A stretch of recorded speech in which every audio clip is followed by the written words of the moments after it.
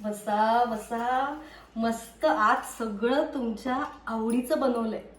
हे बघा, बटाटाची सुक्की भाजी, श्रीखंड सुद्धा आणलंय.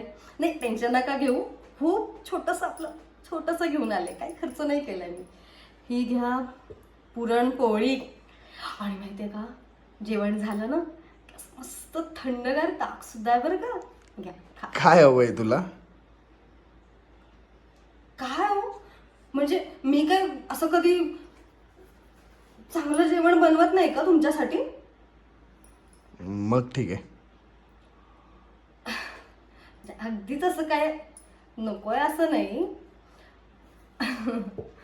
मी काय म्हणते, तर समोरच आपल्या इथे समोर हाकेच्या अंतरावर नवीन शाळा उभारली आहे.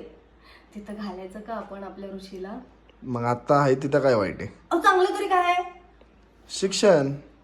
नुसतं शिक्षणाने काय होतंय?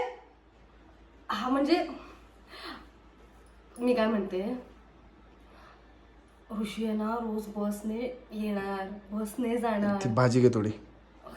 हे घ्या ना, हे घ्या भाजी घ्या. हा काय म्हणते ते मी. आणि हा अहो इंग्लिश बोलणार फडाफड. पोळी घे. हो हे घ्या, पोळी घ्या, पोळी घ्या.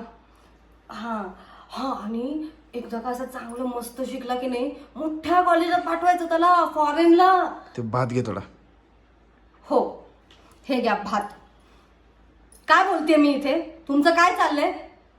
तुम्ही मला आधी सांगा, मी ज्या शाळेत सांगते त्या शाळेत तुम्ही ऋषीला घालणार आहात की नाही? नाही, आपल्याला नाही परवडणार रे. घ्या मग, गिळा गिळा ना, नुसतं गिळा. हे घ्या, ही बटाटाची भाजी खा. हा काल केली होती ती भाजी, पुरवून खा.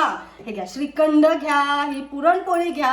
शेजारी महाप्रसादात वाटत होते मंदिरामध्ये, घेऊन आले मी. भस्म्या झाल्या ना तुम्हाला, सगळं खाऊन टाका, गिळून टाका. सगळं करता काय रोज? उठायचं, ऑफिसला जायचं, खायचं, गिळायचं आणि यायचं मान खाली घालून घरी परत.